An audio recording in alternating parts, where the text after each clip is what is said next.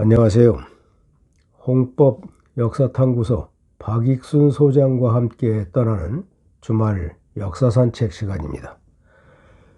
지난 한 주는 굵직한 사건, 사고가 꽤 있었던 그런 한 주였던 것 같아요.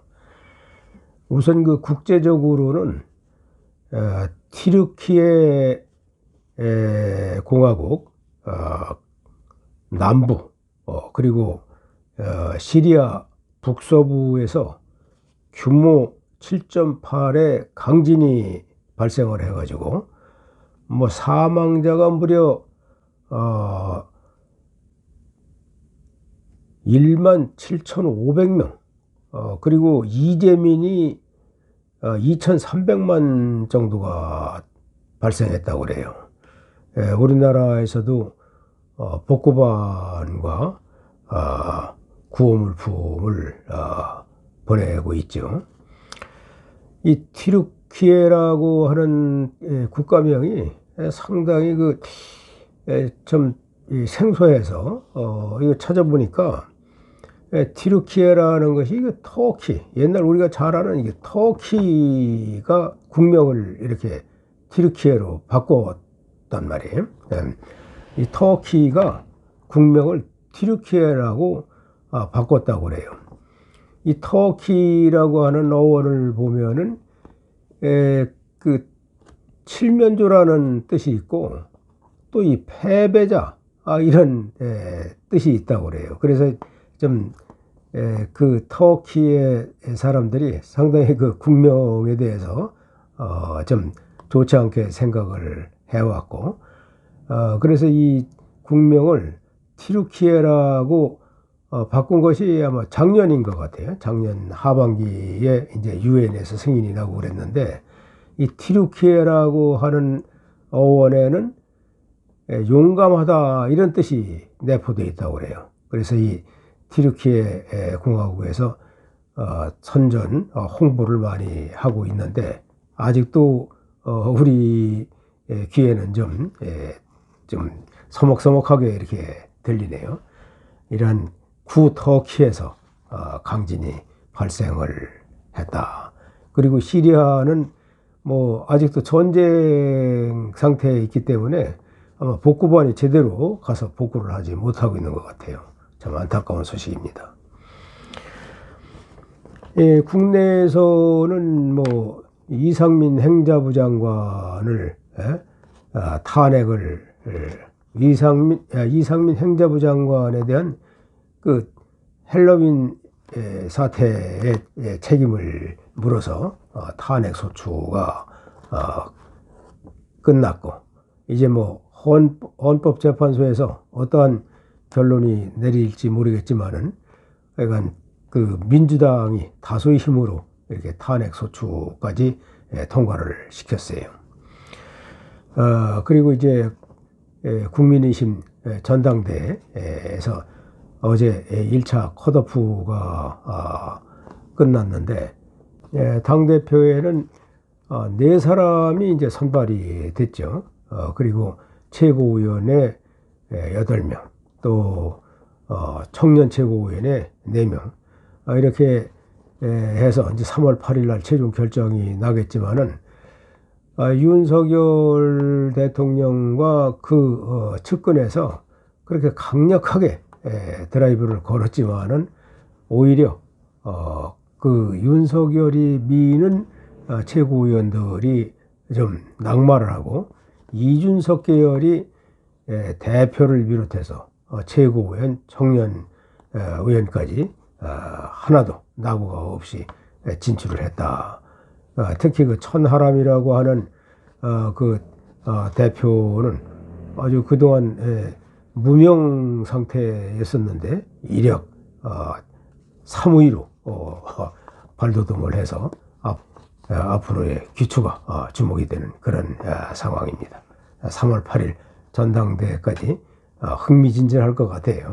이 헌완왕은 857년부터 861년까지 4년간 왕노릇을 했어요. 이 헌완왕대를 좀 설명하려면, 지난번에도 도표를 가지고 한번 쭉 알아봤는데 이번에도 도표를 가지고 좀 설명하는 것이 조금 나을 것 같아서 도표를 보고 얘기를 좀 해봐야 되겠어요.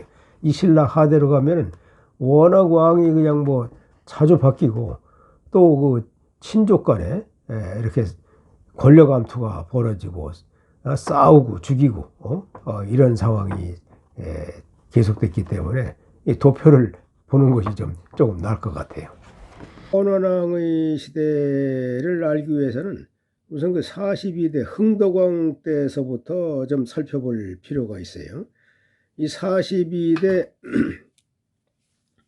이 42대 흥덕왕, 42대 흥덕왕이 사실은 그 애장왕, 자기의 그 조카 애장왕을 죽이고 이 형 헌덕왕과 함께 조카를 죽이고 왕위에 오른 사람이란 말이지. 근데 이 흥덕왕이 후손이 없이 사망을 하게 되니까 그 흥덕왕의 사촌인 그 김균정과 그 김균정의 조카인 김재룡 간의 왕권 쟁탈 싸움이 벌어졌어. 이때에 그 흥덕왕의 동생의 아들인 그 김명이 김재룡의 편을 들었단 말이에요. 김재룡의 편을 들어서 이 김균정과 싸우는데 김균정을 전사시키고 이 김재룡이 승리를 해. 그래서 이 김재룡이 흥덕왕의 뒤를 이어서 43대 시광왕이 됐어요. 근데 시광왕이 조금 세력이 성장함에 따라서 도도해지니까 이 시광왕이 왕이 되는데 도움을 준 사람이 바로 이 김명이란 말이지. 그 김명이 이제는 나중에 시광왕을 쳐요. 그러니까 시광왕이 자결을 하게 돼. 자결을 하고 이 시광왕의 뒤를 이어서 왕에 오르는 것이 44대 민해왕이에요. 민해왕은 흥덕왕의 이제 조카지, 동생의 아들이니까. 이 민해왕이 왕위에 오르게 되니까 이걸 가만히 생각을 해보세요. 이 구도를. 이 시광왕은 김균정과 싸우다가 왕이 된 사람이고, 또 시광왕과 이 민해왕은 서로 한편이란 말이에요. 지금은 이제 시광왕을 내쫓고 왕위에 올랐지만은 이 두 사람은 한패야. 그런데 그 당시에 그 김균정의 아들 김우징이라고 하는 사람이 있었는데, 이 김우징은 이 김재룡하고는 완전히 반대지. 아버지와 한패가 돼서 싸우다가 조카가 사촌이 그러니까 왕이 되니까 이때에 장보고한테 가서 피신을 해서 살고 있었는데, 이제 시광왕이 죽었다 소리를 듣고서 장보고한테 요청을 해가지고 민해왕을 축출을 해. 장보고한테 군사 5천을 빌려가지고 말이지, 민해왕을 쳤단 말이지, 장보고하고 같이. 그래서 민해왕이 죽고, 민해왕을 죽이고 나서 이 김우징이 왕위에 올랐어. 이 김우징은 이 김균정의 아들이란 말이지. 그 김균정의 아들인 김우징이 이 민해왕을 죽이고 이제 45대 신무왕이 됐어요. 그 신무왕의 아들이 이제 46대 문성왕이 됐는데, 김경웅이지. 46대 문성왕이 됐는데, 이 문성왕 때에 이 상대등을 하던 사람이 바로 이 김의정이라는 사람이야. 삼촌인 김의정이 이 문성왕 때에 상대등 벼슬을 하고 있었어. 그리고 이 시광왕의 또 아들 김계명은 시중을 하고 있었단 말이에요. 근데 문성왕의 입장으로 보면 삼촌은 신무왕의 동생이지만 친동생이 아니고 좀 이복 동생이야. 친동생은 친동생인데 이복 동생이란 말이지. 그러니까 이복 간에는 사이가 별로 안 좋은 거 아니야? 또 김계명은 이 아버지하고는 원수지간에 있는 사람이란 말이, 이 할아버지를 죽인 사람이니까 말이지. 그래서 이 문성왕은 상대등인 김의정과 시중인 김계명을 시중인 김계명의 사이에서 왕 노릇을 했지만은 왕권이 상당히 미약했다, 이렇게 볼 수가 있는 거죠. 그래서 852년에는 이 태자가 폐위가 됐다고 이렇게 한마디만 삼국사기나 삼국유사에 있는데, 이 852년에 태자가 폐위된 것은 이 김계명이나 이 김의정의 세력에 눌려서 폐위가 된 거 아니냐, 이런 생각이 들어요. 내가 생각할 때는. 그래서 이 폐위가 되고 나서 5년 후에 문성왕이 스스로 유언을 해서 내 뒤는 삼촌 김의정한테 왕위를 물려준다, 이렇게 하고서 죽었단 말이지. 그런데 내가 보기에는 그냥 평화적으로 이렇게 왕권이 넘어간 것이 아니라 이 김계명과 그 김의정이 이 문성왕을 억압해가지고 왕자리를 빼앗은 것이 아니냐, 이런 생각이 들어요. 이래서 일단은 이제 헌원왕이 왕위에 올라서 47대 왕이 됐는데, 이렇게 어렵게 해서 왕이 되긴 했지만은 이 헌원왕이 아들이 없어. 응? 아들이 없는 거예요. 그리고 이제 딸만 둘을 낳았는데, 이 헌원왕이 사실은 헌원왕과 김계명도 이것으로 보면은 서로 아버지 때는 그 원수지간이었단 말이에요. 사촌간이지만은.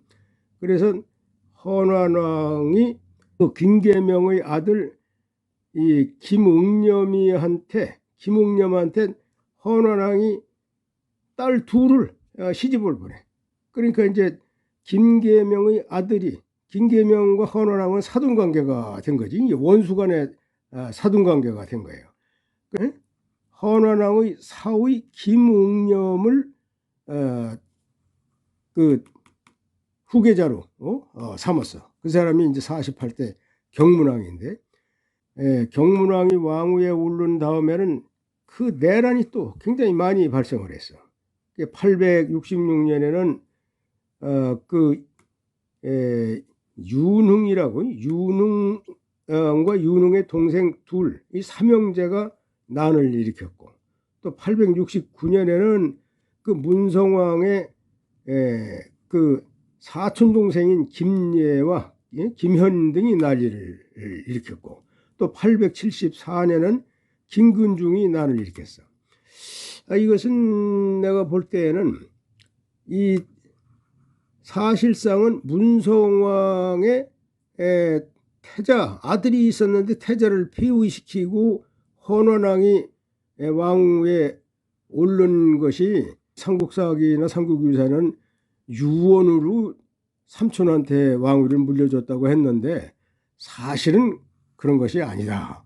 그래서 이 문성왕 계열의 김예, 윤흥 뭐 이런 사람들이 반란을 일으킨 것은 문성왕의 아들이 왕의 계승을 못한 것에 대한 반발로 이런 난이 일어난 것이다, 나는 이렇게 생각을 해요.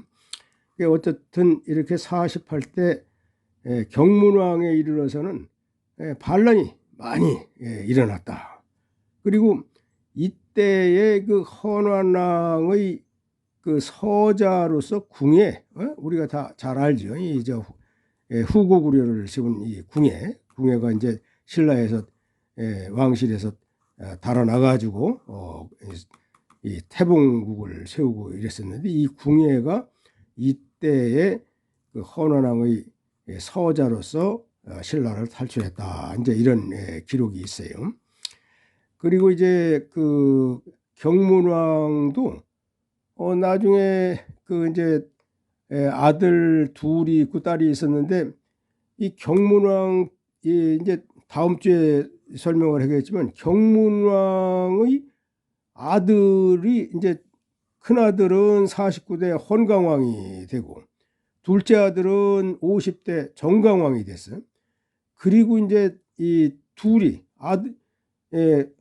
큰 아들, 작은 아들이 왕 노릇하고, 그 다음에는 51대 이제 진성여왕이 돼. 김정, 김황, 김만 이러는데 51대 진성여왕이 돼요.